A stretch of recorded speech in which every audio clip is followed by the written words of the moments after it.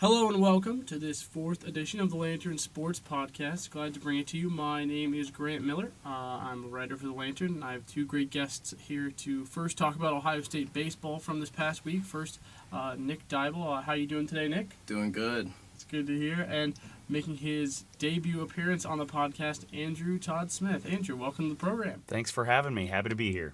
Yeah, that's great to hear. So, as I said about baseball, they had another 5-game week, beating Eastern Michigan handily before losing to Dayton in the middle of the week, and then it was Penn State who came into town, and they got 2 of 3 games from the Nittany Lions. We talked last week about how the team had maybe gone on a little bit of a downward slide, but getting 2 out of 3 was a really good outcome. Nick, I guess, how do you think the weekend fared overall, or how happy would Coach Greg Beals be with their performances?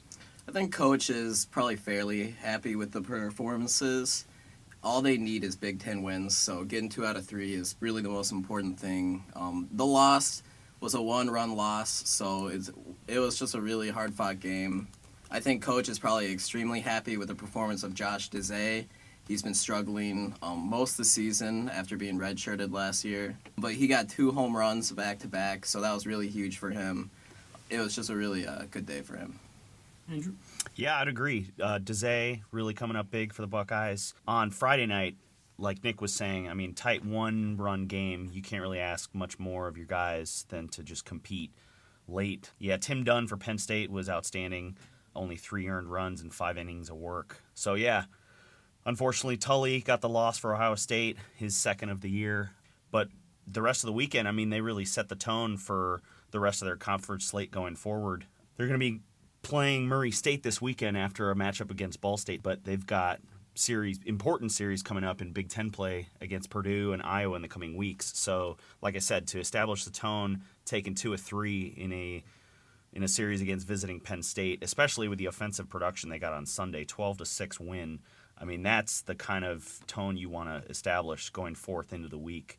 I'm sure Coach Beals had to be happy with that. I know that the game was pretty much dictated late, but yeah, again, for Dezay to go 3 of 4 with 4 RBIs is spectacular. Dawson had 4 hits in 5 at-bats. That's the kind of production you need from your lineup. We talked about that. We talked about Dawson being one of these guys who, despite maybe other people struggling, was doing really well, with Pat Porter not having the best of years. Although Porter had a pretty good game on Saturday, going 3 for 5. But Nick Sergakis had a huge weekend. He went 3 for 4 on Sunday and 4 for 4 on Friday.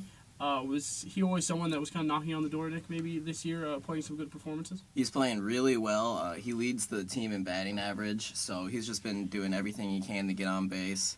He's been doing excellent. Troy Kuhn at second base, he's another guy who has like 19 hit-by pitches, and he has a lot of walks, so he just does whatever he can to get on base. He puts his body out there, so he's just a stereotypical ball player, and he is just doing so good. Yeah, Sergakis was outstanding. Like you said, 4 for 4. He's got the leading batting average on the team. So to get two RBIs and essentially be half of the team's offense speaks to his skill at the plate, but he's also been doing a really good job at the shortstop position as well. So nothing but good things to say about Sergakis' performance. Sergakis is doing well, but they all just have consistency problems. You talked about Pat Porter. Pat Porter has 8 or 9 multi-hit games, but then other games he'll just go 0 for 5, and he's just been really inconsistent at the plate. So that's really something they all need to work on. Yeah, and then we, as mentioned before, Dawson, who we kind of called maybe one of their most important players since he'd been playing so well, even as a freshman. You saw when they lost on Friday night, he went 0 for 5. He goes 0 for 5 and they lose, but then he has a better Sunday going 4 for 5 and they win. We brought Dawson up, like I said, a lot last weekend, but again, did it kind of seem like he was really the spark plug that really started this team's performances this weekend? Yeah, he absolutely is. I think the offense really sits on his shoulders. He really sets the tone at the plate. It's really bad for him to go 0 for 5, and it's not surprising they lost that game. Yeah, with the number of at-bats throughout the course of the season, the sort of the arc of the season is being told by these numbers. Dawson, Kuhn, Porter, Dezay getting these triple-digit number of at-bats and really being go-to guys, and only some of them are stepping up and producing with all those opportunities that are presented to them. So I think, You know, if like you were talking about, if Porter can increase his production when he's being given all those chances and, you know, approach the numbers of a Sergaikis or a Dawson, this team's not going to have any problem generating run support to back up its bullpen and its starters. So I think they're probably extremely happy to be playing Murray State this weekend. They've had 5 straight weekends versus Big Ten teams. It'll be good for them to take a deep breath and just try to work on some of the small things that they've been having issues with. absolutely. Getting that series, you know, to get a non-conference opponent to kind of, like you said, provide a change of pace and get them to kind of reset, because, you know, they're only 4-8 in the conference right now. So I'm sure that's not as competitive a record at this point in the season as Coach Beals would have hoped for. But yeah, that Ball State matchup, you know, sort of a weird midweek game for them to set the tone. Hopefully, you know, they've had a good couple days of practice and then back into the thick of things and see if they can establish, you know, some dominance over Purdue and Iowa leading up to the postseason. Yeah, and I guess one more thing we talked about is that the pitching performances over the weekend were pretty good. I mean, you had Tooley going 8 innings in that loss, which, you know, really kind of unfair on him. He pitched a great game. And then you also had Grieve going the full 9 innings in their shutout win. And then the bullpen on Sunday also pretty impressive over 4 innings, 2 hits, 1 run. That's, you know, when you get that type of production from your pitchers, you're going to have solid outings. Definitely. It was a really important one for Grieve. He hasn't had a bad year, but Riga's definitely been the number 1 ace for the entire season, and Grieve coming in as a senior over the weekend, he really showed his worth. Going 9 innings was really good for him. I mean, just trying to keep it off the bullpen. The bullpen's working hard, but the bullpen's doing really well. Travis Lankins, he's another freshman who stepped up, and he's been absolutely dominant. You're talking about, like you said, Tolley is a very good pitcher. He's another freshman, and he absolutely dominates. It was really unfortunate that he had to take the loss on that one. Yeah, Grieve's performance, I mean, anytime you get a complete game from your starter, that's outstanding. 3 strikeouts. He only walked 2 bases on balls. That's the kind of consistency that they need hurling from the mound to be able to allow guys like Sergaikis to provide the run support. If they don't have anything to worry about in terms of consistency from the mound, then this team psychologically, mentally going forward is going to be prepared to make a run. Definitely. I'm also interested to take it back to last week. They lost to Dayton. Dempsey was the starter on that one, who's usually their closer, and they did that so he can get some confidence. He hasn't really been pitching all that well, and that really backfired. He took the loss. It did not go well. And you're talking about a guy who last year he went like 18 straight innings without giving up a single run. And now you're talking about a guy who can't get out of a single inning without giving up a run. So that's just really troubling for them. And it'll be interesting to see, 1, if they start him again, and 2, just if he can rebound. Yeah, I liked the move to kind of change it up and see if they could exploit another side of his skill set.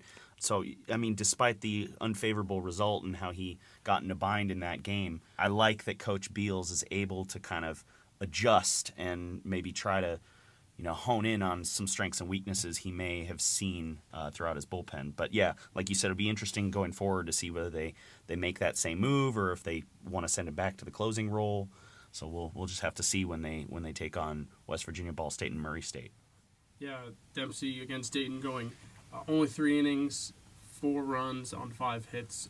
So yeah, like you said, a bit of a struggle, but you know, trying to get a pitcher's confidence back could be a very tricky thing. I mean, to use a current example, Vinny Pastano of the Indians, you know, a couple of years ago, one of the best setup guys in baseball, and now he's come back. Last year had an injury, just didn't look okay, but okay, the offseason will make him better, and he just doesn't look right. And he's back in Columbus now. So it's one of those things where a pitcher's mindset, you know, how they're feeling is a very touchy thing, and you know, it will be interesting to see what they do with Dempsey, you know, down the line. Yeah, it's a really fragile thing. He's really doesn't look too shook up, but he clearly just has a confidence problem at the moment. And when you take that gamble to start him, it was a really good move, but man, it really backfired. You were speaking about setup men in Pastano, and I think one of the unsung heroes of Sunday's victory over Penn State was Giannotti. 3 innings of work. He's only giving up 2 hits and 1 earned run and 2 strikeouts in so doing. I mean, you can't really ask for much more out of the 6th, 7th, and 8th guy coming in to relieve Post, who was credited with the win, but, you know, holding that position when the Buckeyes were generating tons of offense.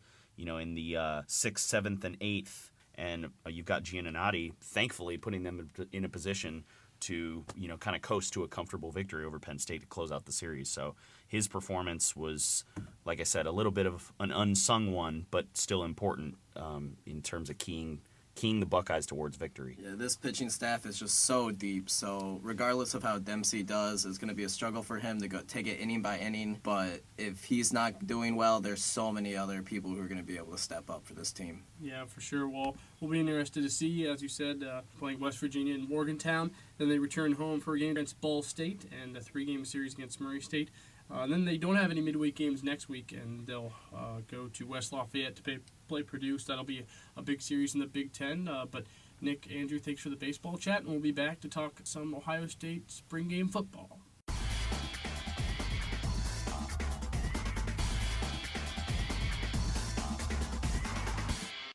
All right, back here for the second part of our podcast today, talking the football spring game from Saturday. Andrew's still around, but joining us again, the man you guys know so well, Jeff Hammersley, who's always excited to be here. I know that for a fact. I'm back. Should have played some music for your intro, but like I said, spring game happened last week. It was a real barn burner. I mean, some important plays, being facetious, of course, but it was still exciting to see the players back out in the field. It had a very good crowd, much better than some other Big Ten schools that will remain nameless, but about 61,000 showed up to the Shoe on Saturday, and Gray beat Scarlet 17-7. We did get to see a few different battles going on, maybe how they're going to evolve over the course of the offseason, but there is still a long way to go. But I guess we can start about the backup competition, or lack thereof. Everyone's trying to get right behind Braxton Miller, because last year we saw his injury problems mean that you could always be the one who is called into action at any point. So I guess, Jeff, I'll start with you. What were your real takeaways from that on Saturday? I think the takeaway was JT Barrett is going to be the new backup. When he goes 17 of 33, 151 yardage-wise in the air. Cardell Jones, 14 of 31, 126, but Cardell Jones had an abysmal first half in that game, in the spring game. And I think JT Barrett, he looks like the most, out of the two QBs between Jones and Barrett, Barrett looks like the one that has the most potential down the line. And I think if he got thrown into the fire next season, if Braxton goes down, I think he will actually float instead of sinking. So I think if he's the number 2 person, watch out, he may be potentially the guy down the line post Braxton Miller. Yeah, I completely agree. Barrett showed more poise in the pocket. 17 of 33, like you were saying, Jeff, not stellar numbers, but as backups go, We'll take him. Absolutely. We'll take that. He outperformed Cardale Jones, which, for having never taken a snap for the Buckeyes, was an impressive performance. Yet Cardale Jones, I think you could make the argument that he's the more athletic of the two, but Barrett has the production that we're just seeing the tip of the iceberg as far as, coming in to relieve Braxton Miller, who, knock on wood, will stay healthy. But if a backup needs to be called upon, it's looking like Barrett is showing the skills to fill that role. Yeah, and that's probably maybe one of the biggest takeaways. But in the Lantern, our sports writer James Griega Jr. talked about the running back competition. I mean, we know what happened last year. Carlos Hyde, just a monster season. Urban Meyer's first 1,000-yard rusher, and really, that was something you could always go to. I mean, people will probably complain for years about how much they didn't give him the ball in the Big Ten championship game. That was the big critique there. But I guess there's a few guys who could possibly be filling in. They're probably not going to use one person, you'd think, maybe a couple, but maybe Andrew, start with you. What came out of that conundrum? Yeah, Briante Dunn looked really good. Warren Ball also scored a touchdown. Ezekiel Elliott, I would say widely considered to have the inside track to the starting job. He only carried it 3 times for 16 yards. So I'm not sure if that speaks to the depth and versatility of the running back core, or if it just means that it's a tight race and Dunn happened to get the greater number of snaps during the spring game. So it will absolutely be interesting moving forward to see who kind of emerges as the successor to Carlos Hyde. Those are huge shoes to fill, like you said, 1,000-yard rusher, 1,500-yard rusher even. Absolutely the versatility of this core will be important. As we were going to mention, the H-back Dontre Wilson, I'm sure you could speak to this, Jeff, is going to be key in terms of playing that sort of tweener role between slot receiver and running back. But the production of these guys, there's no question that they are stacked, but in terms of determining who's going to to be the leader of the pack is kind of yet to be determined. Yeah, I agree with that statement. I think Ezekiel Elliott is the go-to guy right now, but looking behind him, you have Warren Ball, Bronte Dunn, also throw in Dontre Wilson, as you said, which was essentially going to be a tweaker role, playing between two spots. I mean, there is a lot of depth there. Is it the same level as we had last year with Carlos Hyde? No, but I think if you give it 4 or 5 games, it's going to be good. I think it could be enough to where if it came down to the passing game gets shut down, the rushing game will easily be able to set up the pass down the line if you run that offensive stalemate there. Yeah, and then in some news of next season, Ohio State seeing they get 3 night games. I think they got 3 night games last year during the regular season. I know there was 3 at home, or there's 2 at home. Yeah, because it was Wisconsin Wisconsin and Penn State. Right. Yeah. Northwestern on the road. And Northwestern on it. So 3 again, 2 at home, 1 on the road. But the 2 last year were both in conference, so that was a little better. But this year, Virginia Tech at home, Penn State on the road, and Illinois at home as well. So Yep, November 1st. So as fans, I mean, I don't know how many games you guys have seen, but I mean, the night games, and Urban has talked about them so much that they really do add something to it, and I really think they're a great addition. What about you? Yeah, the atmosphere is going to be electric. I mean, that matchup early in the season against Virginia Tech, that's going to be top-notch football. You know, Frank Beamer coming to town.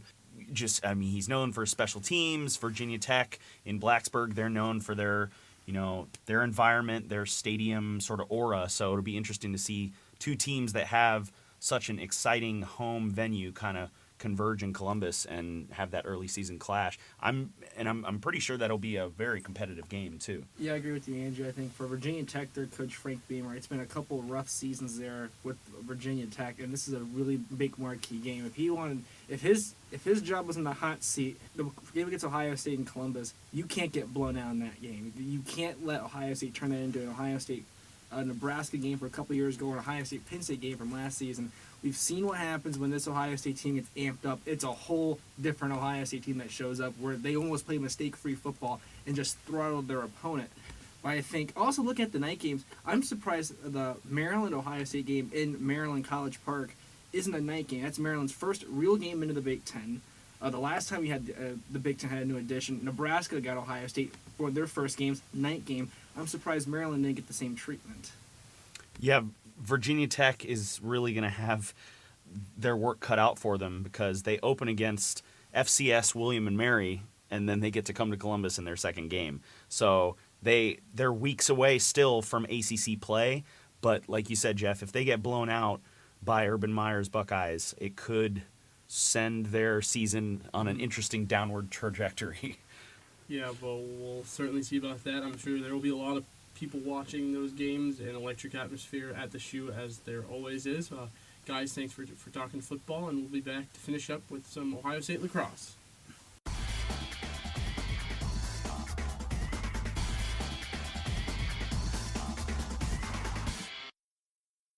Back here for our final segment, again, looking at Buckeye men's lacrosse, and as he has been for the past couple weeks, lacrosse expert Brett Amadon is in studio. Brett, how you doing on this cold and dire Tuesday? I'm impressed that you called me an expert, but I got to be honest with you, I'm lucky you texted me. I completely forgot about the show. You know, I was at home watching highlights of the Ellen DeGeneres show, so obviously I had a lot more important things going on, but I'm happy to stop by. Well, it's great to hear. Always, it's good to know that you put the podcast so high above your other engagements. But let's get to the lacrosse. Big weekend for Ohio State. Hosting Michigan in the showdown in the shoe, had a big crowd, and also got a big win. Yeah, they did. The football team should be thanking the men's lacrosse team. Obviously, we know why the crowd was there. Over 17,000 people showed up for the men's lacrosse game, and it was a good one. Michigan coming out, they had a record of 4-8, but I'll tell you what, they were game. They jumped out to a 5-2 lead over an Ohio State team that had a lot to prove. They were a team that won 3 out of their last 4. They're trying to make a push in the ECAC and, crack back in the top 20 of the rankings. So Michigan jumped out to a 5-2 lead. Ohio State did a great job of battling back, getting it tied 6-6 going in the half. And then I'll tell you what, they just turned a switch on. From the face-offs with Jake Withers, he did a great job of controlling the face-offs all afternoon. The offense was really efficient. Got a lot of guys chipping in. Turner Evans, Ryan Hunter, Jesse King obviously had another huge game for Ohio State. The offense was fantastic. And then the little chances that the defense did get, I'll tell you what, Scott Spencer played a great game. Joe Muir, Robbie Haas, The defense was phenomenal. They actually shut Michigan out 9-0 in the second half, and they got the big 15-6 win. Yeah, and you talked about when Ohio State finally did turn it on. Was that the best you've seen Ohio State play this season? I don't know if that one individual half was the best I've seen them play. The game against Jacksonville was certainly impressive. Let's not forget against Delaware the next week. Delaware went on a little 4-0 run late in the fourth quarter, but outside of that, Ohio State essentially shut them down. They've now won 4 out of their last 5. I believe this segment obviously is the best lacrosse they're playing, and it's hard not to look back at the beginning of the year. They had the triple overtime loss to start the season against Johns Hopkins, then followed it up with another overtime loss down in Jacksonville to Massachusetts. Maybe if they win one of those games, it's a completely different season. But the way they're playing right now, they are definitely a team to watch out for, and in my opinion, they're the favorite to win the ECAC right now. Really? Yeah. After, you said they struggled in the beginning, you still think they have a decent shot at winning it? Well, if you look at the ECAC, there's no Denver or Loyola this year. They obviously went to different conferences. So Bellarmine, Michigan, Air Force, and Fairfield, along with Ohio State, are the teams that make up the ECAC. So they got Air Force this coming week, and Air Force is a team that's been on absolute fire. They lost a couple of suspect games early in the season to Canisius and VMI, and actually VMI's only win is against Air Force, but they're turning it on. They got a very impressive win over Fairfield, who I thought would be the favorite to win the ECAC. They're top 20 in the nation, so a tough game, and then obviously going on the road, finishing up with Fairfield. But the way that the Buckeyes are playing right now, Coach Myers has that team rolling, and I would not be surprised if they won out the rest of the way. Yeah, so Air Force at home this Saturday, then as you said, travel to Fairfield Saturday after that, and then the week after that, it's back home for the ECAC tournament here in Columbus. So as you said, they have a real shot to make a very good impact here down the stretch. Yeah, they really do, and that's another reason why you got to favorite the Buckeyes, is because the game's in Columbus, and if you look at their home record, they've been phenomenal at home this season. And on top of that, winning the ECAC is going to be, at this moment, their only shot to make the NCAA tournament, so that provides a little extra incentive to go out and defend their title. Well, certainly a lot of incentive for them, but a great win nonetheless for them. And you said you want to talk a little bit about the women's lacrosse team. Yeah, I think the women deserve their share on this podcast as well. Lacrosse Magazine has them ranked 5th in the nation. They're 11-4, coming off a big win on Senior Day over Penn State on this last Sunday. It was a Penn State team that they hadn't beaten since 2008. The Nittany Lions had won 8 straight against the Buckeyes, so it was a huge game. A lot of people contributed. Obviously, Katie Chase is the star of that team, but I really feel like they deserve to get people deserve to know about them because they're playing great. They actually have a game tonight, so by the time people listen to this, it'll have already passed, but they're playing Notre Dame. So if they can get that win and keep rolling, then a couple weeks they got Johns Hopkins. But I'll tell you what, the Ohio State Buckeyes women's lacrosse team, they're on an absolute roll right now. They're playing great. Well, it's great to hear that both men and women are doing so well, especially in this stretch run towards the end of the season. Brett, thank you as always, and that's our podcast for the week. It was a pleasure. Yeah, thanks for tuning in.